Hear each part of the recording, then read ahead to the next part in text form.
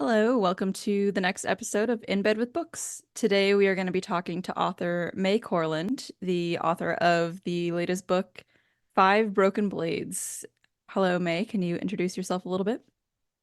Hi there. I'm Mai Corland. I have a new fantasy trilogy, which you just said was Five Broken Blades. Before this, I was writing children's literature. I've written The Jasmine Project, Everyone Hates Kelsey Miller, and contributed on You're Here. But it's been amazing to switch into new adult with Red Town. That's awesome. All right. Can you tell me a little bit about that transition? So I did want to, my first love was actually adult romance, All kind of right. sneaking Nora Roberts books around. So um originally when I had first signed with an agent, it was to do adult contemporary romance. But at the time, this was a while ago, diverse adult was not really selling. So Mm. the YA space was really more welcoming, more open. So we went there first. But we had originally tried adult contemporary romance and domestic suspense. And I think you can kind of like feel those like threads in Five Broken Yes. Blades. But those were my first books, yeah. Well, that's awesome. I should have definitely looked that up, but I had no idea. I mean, it sucks that you couldn't immediately go into what you were signed for because of the market at the time. Yeah, it was a different place. The Yeah. We Need Diverse Books movement hadn't started at that point or was just kind of getting off the ground, and it hadn't branched into adult yet. So it was a different place. Yeah, for sure, for sure. I do want to talk a little bit. You kind of touched on it there for a second, but your history with reading itself. So at what age were you sneaking these Nora Roberts books?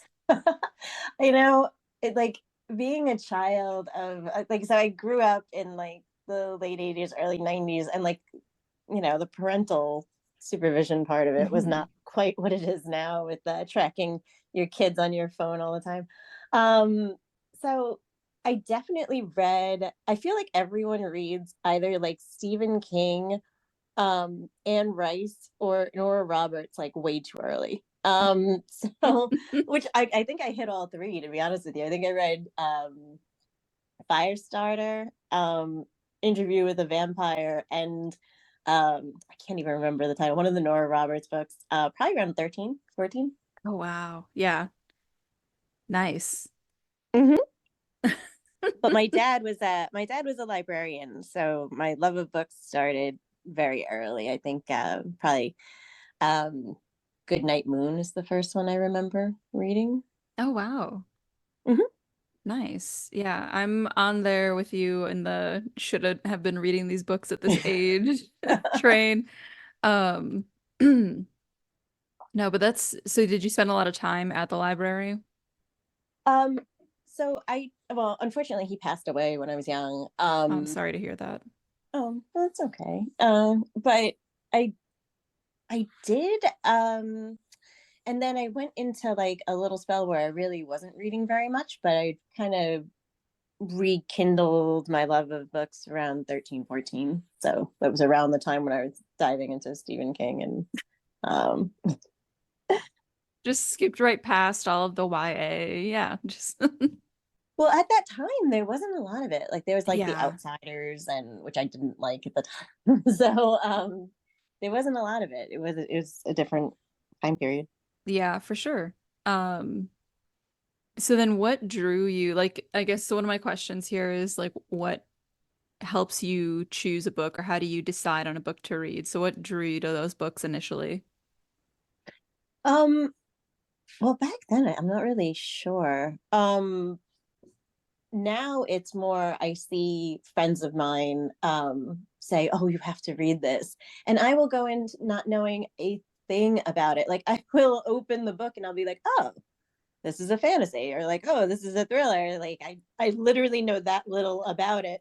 My friend has just said it's really good, and I'm like, oh, okay, well, I have to pick it up then. So, but I kind of like that. I kind of like not knowing what it's going to be when I open up, because it's always a surprise. I love that. I feel like more readers need friends like you because I always feel like when I'm trying to sell a book to my friend, I'm like a first time salesman and I'm just like, but it has everything you could want. Yeah. Meanwhile, I'm just like, yep, sign me up. Let's go. So do you read a lot of books then? Do you just shoot through them I or like do. nice, nice. I do. I can't read while I'm drafting, which drives me Okay. wild because I really would like to be able to do that, but I feel like my style will be impacted by what I'm reading. Hmm. So it'll start drifting away from, especially voice wise, it'll start drifting away from what I want to tell. So I have to finish with what I'm doing. And so it's kind of strange, right? Like you sit there all day working on a book and you're like, oh man, I can't wait to read these other books that I didn't write once I'm done. So actually, right now I have Mirrored Heavens, which is the last book in the Black Sun trilogy. Okay. Um, I just started reading that one, and I love it. Black Sun's one of the best books that I've ever read. So I'm very excited, but also like hesitant to see this trilogy end. Like I Yeah. feel like that's what happens when you really love a series. I have The Familiar by Lee Bardugo. And I have Karen McManus's Such Charming Liars waiting for me. So I am slowly starting to make my way through those. Nice. So how do you then well, first a compliment. I feel like I want to just jump into the writing, like your writing practice and everything now, because you had mentioned not like being like concerned about losing the voice that you are using Mm-hmm. when you're reading. And that is then like the biggest plus I've got, I should positive plus, however you want to put it, that I've got for your book because you've got these different points of views and they kind of like grow as the book goes on, but they're so beautifully distinct. Thank you. Yeah, so I mean, I was going to ask too, is like, is that something you're conscious of? But obviously it is going into this. So was that something that you intended from the beginning, or was that something more that like as the story grew, you realized was going to be necessary? It was definitely so. Originally, when I had sold my editor on this story, it was only supposed to be 3 points of view. And when I handed it in, I'm like, oh, okay. So by the way, it's six. But it really, in order to tell the story properly of these five blades, these five different really liars and killers, and then a sixth.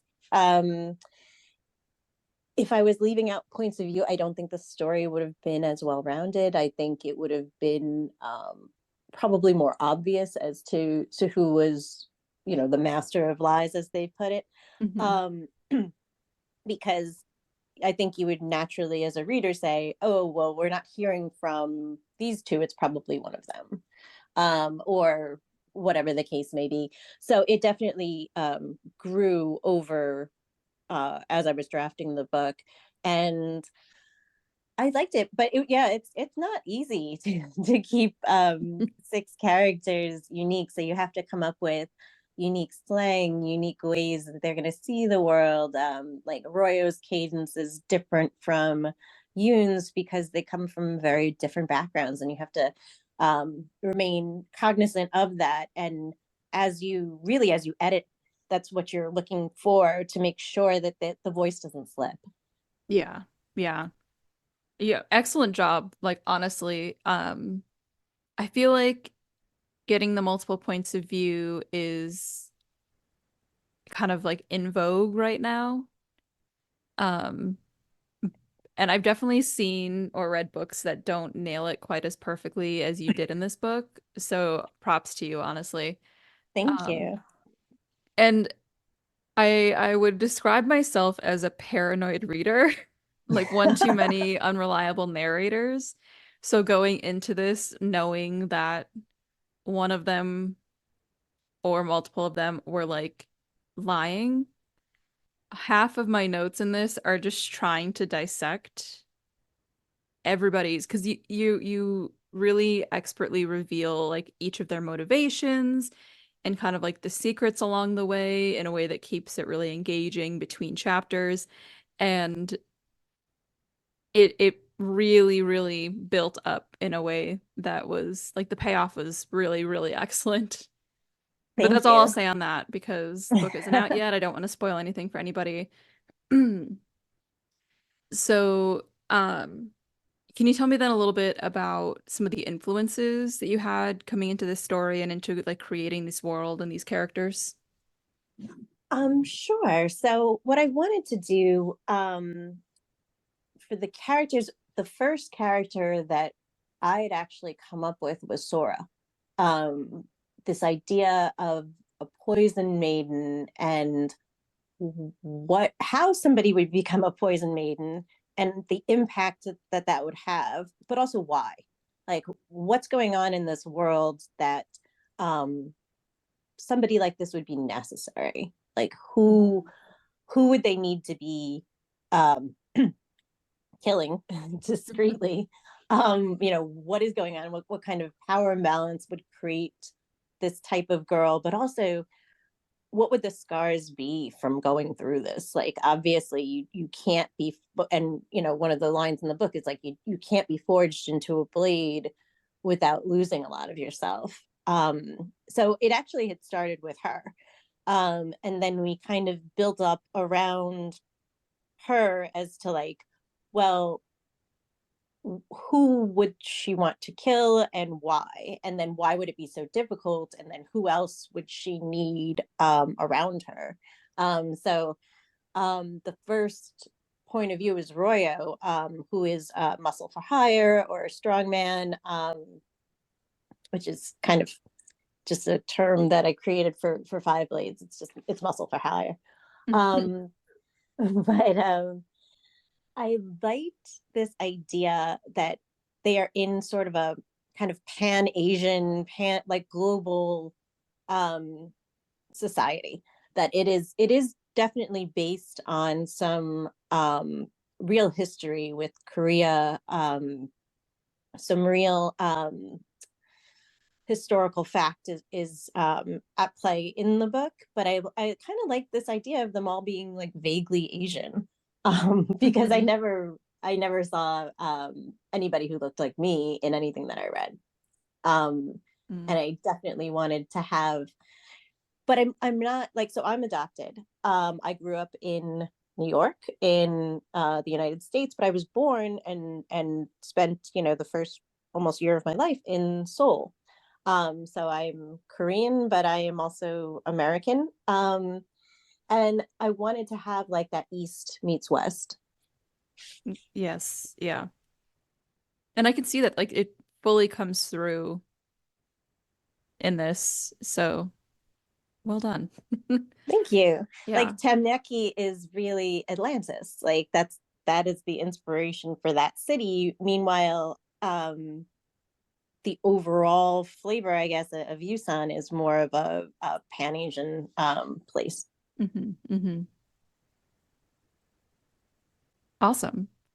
So then in the like you kind of described there the beginning and like the roots of where this all came from. So then what does your writing practice look like in establishing that and growing that? So it starts with like a kernel of an idea, I guess. And actually, my editor, Liz, played a huge role in developing both this book and the trilogy. So this was really more of a collaborative project than well, Jasmine was IP, so that was a little bit different. Um, but it's definitely certainly more collaborative than a normal book would be, um, which was awesome. It was so great to be able to bounce ideas off of somebody and kind of like when I didn't have a direction, or I was like, well, what about this? Do you think that this would work for the plot? It was so nice to be able to do that. Um, as far as the actual drafting of the book goes, for me, it's about 2,000 words a day until it's done. Ooh, nice. Okay. Yep. Without usually with no breaks, although so I just drafted book two, and I had foolishly scheduled not fool well, it was nice. But I had scheduled a vacation over spring break or February break, whatever that is, to take my kids down to Disney. And I was like, oh, this is gonna really throw off the schedule. But and there was a little bit where I was trying to write a Magic Kingdom, and then I was like, no, you know what? No, I'll be a week later than I thought I would be, because Hmm. you Hmm. can't miss that. But yep, 2,000 words a day. And do you just like sit down in the morning, or I guess is this your job? Do you have a day job? No, this is my job. Oh, nice. Okay. Okay. Yeah, so I'm a full-time writer, which comes with, amazing blessings and amazing pressures, I Yeah. guess. I think that that's the trade-off, right? Like, you have this incredible dream job, but it's still a job. So you still have to like pay bills with it. And, your mortgage company doesn't take, like, I don't know, star reviews. It takes, book sales. So it's a Mhm. little bit different. But it is certainly a blessing to be able to, if I need to be in my office for 10 hours writing, then I'm in my office for 10 hours writing. That's how I'm going to spend my Tuesday. Yeah. Yeah, that makes sense. Mhm. So you just stick it like a 9 to 5, getting it Oh done. no, no, not at all. I wish. So with writing is it's a fickle beast. I can sit at my desk from, I mean, I don't get up at 9, but I could sit at my desk for 8 hours and revise, because I think that's more of like a disciplined area of like, okay, page by page, here's your layout, and this is what you're going to make better about it today. And all that requires is really focused. That's more of the, I think more of the craft aspects is revision and making it better. But for drafting, that's more of the fickle muse part of it. Like, you can't, it's very hard to bottle that, to say, okay, from 9 to 5 I'm going to be creative. Like, it doesn't quite work that way. So what we try to do is, myself and a few other writers, we try to do writing sprints, which is Mhm. like, and sometimes it's revision sprints too, but it is the most useful thing in the world. So you say to another writer, oh, hey, are you ready to go? And they'll be like, yes or no, I can't until like 1:15. So then, but then at 1:15, you both go, you start, you put your focus app or whatever on your phone.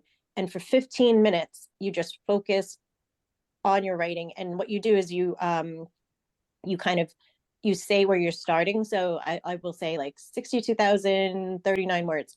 And then at the end of the 15 minutes, you report back with where you are at that point. Nice. And so it'll be go from like 62,039 words to 62,530 words. Meanwhile, I had spent like 2 hours just dicking around on my phone before that. Yeah. So it's like, it's that accountability buddy. Like, it's just Hmm. really important to have, because this is such a solitary process until it goes out on the shelves. Yeah. Yeah, for sure. And it's just, yeah, just chasing that muse, hoping that you can make that connection there. Um, that's insane that you're still able to get out 2,000, like a goal, that's like a reasonable goal for you. You know what? There are people though who will go and write 10,000 words in a day, and I'm like, I don't understand that at all. Oh So yeah. it's definitely. I think those people outline though, and I don't. So that's another part of it. Oh, okay. So you're a pantser. I am the best part of writing for me is telling myself the story. It's surprising myself with where it goes and not having the constraint. Like, there's a loose cage around it now, because, like, it's a trilogy. Hmm. You have to kind of vaguely stick within these constraints. But I love watching it wander. I love watching it become what it becomes. And I swear I say that there's like a squirrel and two brain cells that are constantly working on this book kind of in the background. And then when I sit down at the keyboard, like these ideas are just there. And it's the best part to me. Like revision is work and it's great work, but this part of it where I'm just kind of letting the story kind of flow out and wander is my favorite part of writing. And that's awesome because this is like I would not have guessed you were a pantser. And I guess again, that's the craft of revision and the editing process and everything. But this is just such a solidly like structured book in my view. We had to move some chapters around. Oh, that's I we, mean we that's did. fair. Yeah, yeah. But I would never have guessed that you were a pantser. And I'm an outliner, so respect because I if I go in without any idea of what I'm doing, like there's just nothing that's gonna happen. Well, we had to because it has always been laid out as three books. We have had like kind of the vaguer Yeah. structure around, okay, this is what needs to happen in this one, this is what needs to happen in this one, and this is how we're going to wrap everything up. There's still some like future May problems going on for book three, even now that book two is wrapped up. But I'm like, okay, well, that'll be for future me. Um, but um yeah, I wish I could outline it. I think it would be so much more efficient, but that's where we're at this point. I think you would get to a certain point as a writer where whatever your process is your process. Like you could Yeah. make it a little more efficient, but you're never going to change it. Yeah. And I also feel like there's merit to both ways. Like one way or the other is just your way, like you said, of like making that connection with the muse. Like you don't have to Mm-hmm. bottle it. You just find the vessel that she's cool with. Yep, absolutely. All right. So then who or what kind of influenced your main characters? Do you find people like in your life or in the media that you were exploring at this point where you're like, okay, I can see where that made it in here? So my partner definitely influenced Royo, which I love. I think it's it's not like he's not a strong man, but there are aspects of him that are similar, like more of really the build than anything else. Um, but I loved getting this kind of grump sunshine in because it is like the reverse of our dynamic. Like he is like the golden retriever and I'm the black cat. So like it's hilarious to me to reverse that in a book. Um so for Sora, um her personality was always like just this very gentle person who's been through a lot, but who's still trying to cling to her humanity, who still has this really like incredible depth of love, even despite everything she's been through. And I really liked getting into her motivations and like how she would still see the world. And then Mhm. I loved the interplay between this like formerly spoiled prince and his spy master lover who is like wry and funny and at least on the surface doesn't seem to take life too seriously, which is kind of the counterbalance to Yoon's paranoia. um I liked having these foils within the group. Yeah. Yeah. And I think it really spices up each of their little stories up until they meet. Mm-hmm.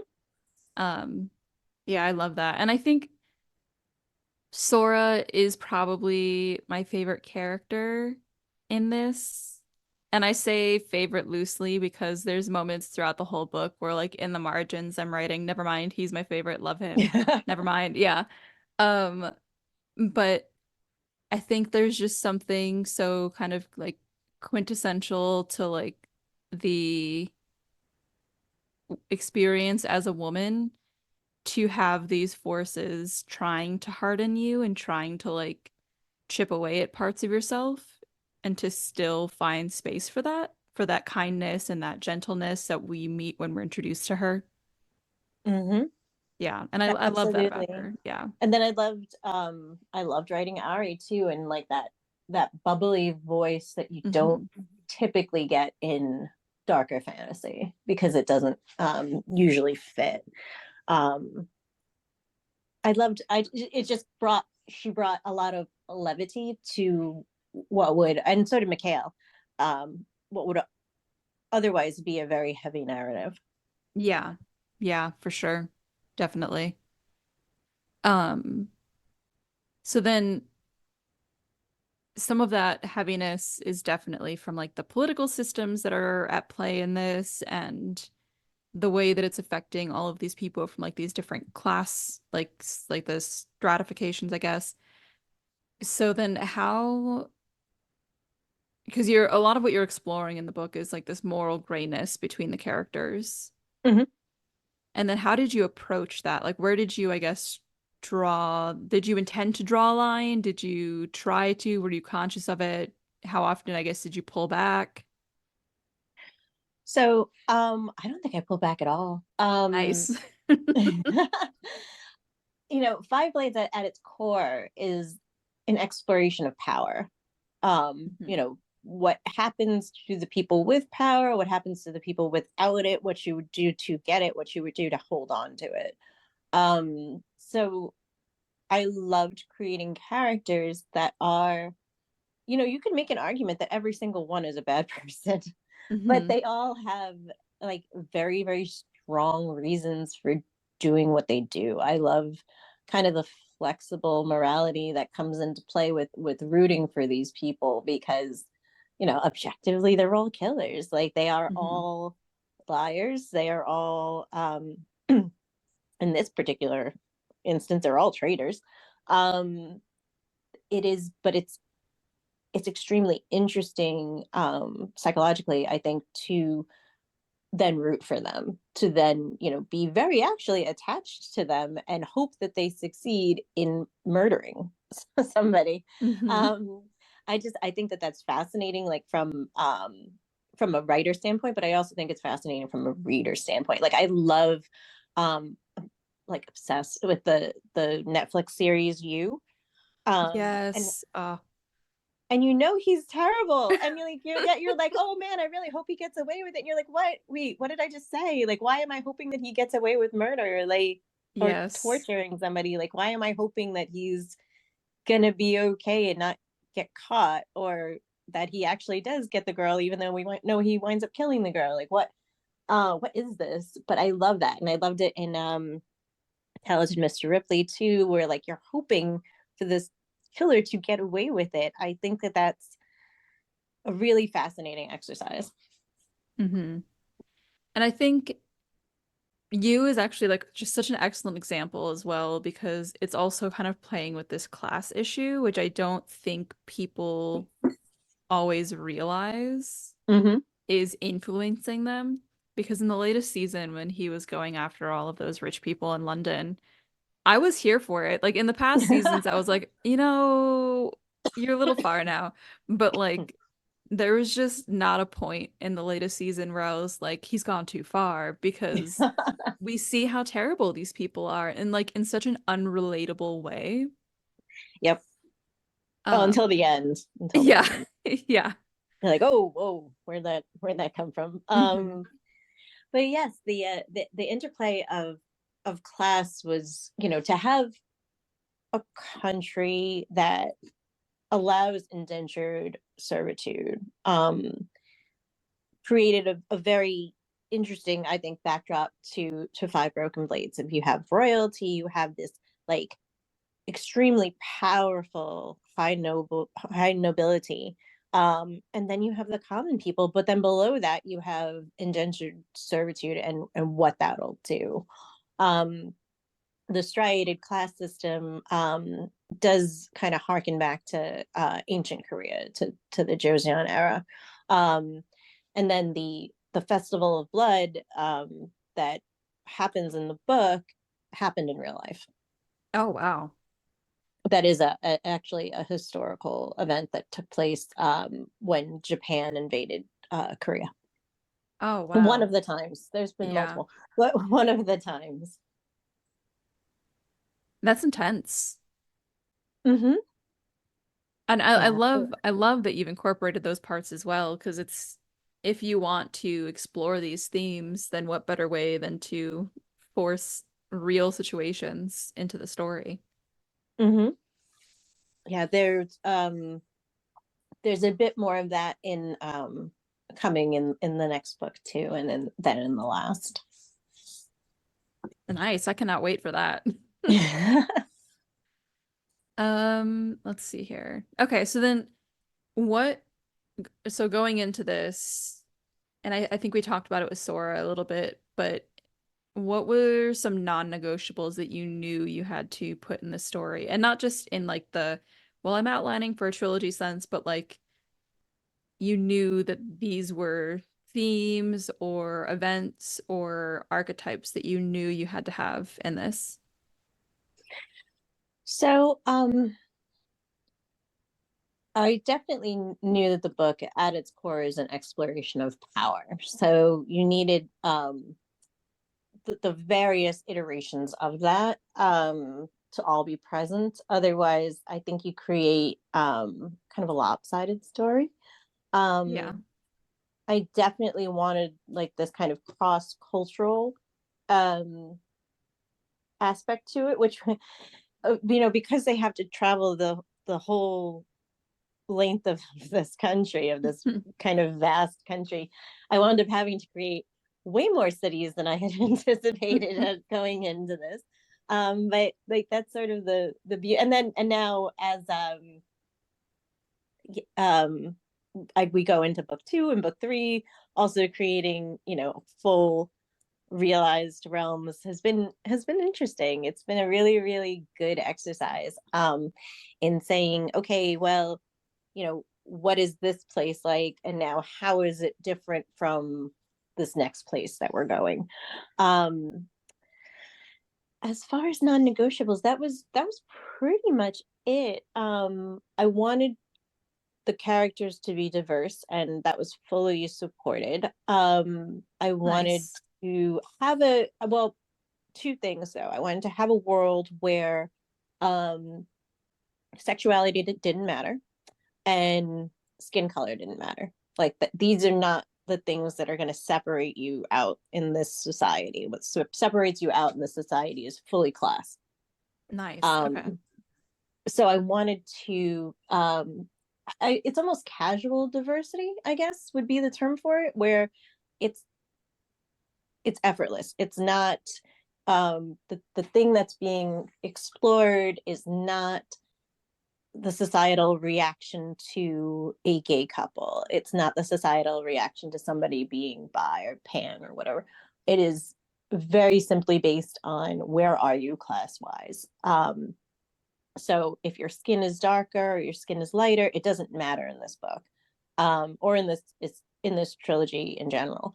Um, I kind of wanted to eliminate that as those as factors, but have them present in the book. Got it. Yeah. And I think one of my favorite ways that you're exploring that class as well is in Mikhail and Ewan. Ewan? Mm-hmm. You. Ewan. Um, because honestly, like at first you really like him because he's like, he's on the lam, he's Mm-hmm. had it really hard, but then you find out why he's been banished and you're like, okay, actually here, this isn't. And I think it's a I say fun so loosely in this context, but just like it's fun in that like it really makes you question things, Hmm. like the extent of your own kind of, I guess, class awareness in a way, but also just, I guess, forgiveness. Yeah. Yeah. Yeah, I love it. Um, okay. So, last two questions here. What is one piece of advice that you have for people looking to publish their work? Read, Nice. Love it. read a lot. Read in your genre, read outside of your genre. Um, there's three different reasons for this. The first is well, four, I suppose. First is that it's just fun.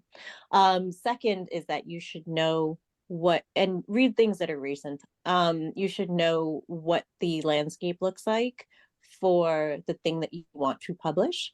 The third is to have because inspiration can come from anything. Like you can Hmm. read, you could be writing middle grade and you can read something in gothic uh horror in adult, but say, oh, I want to bring a piece of that into this story, even though it's middle grade. Like it doesn't necessarily have to be the whole thing being imported, but like this atmospheric tension, I want to bring that into middle grade.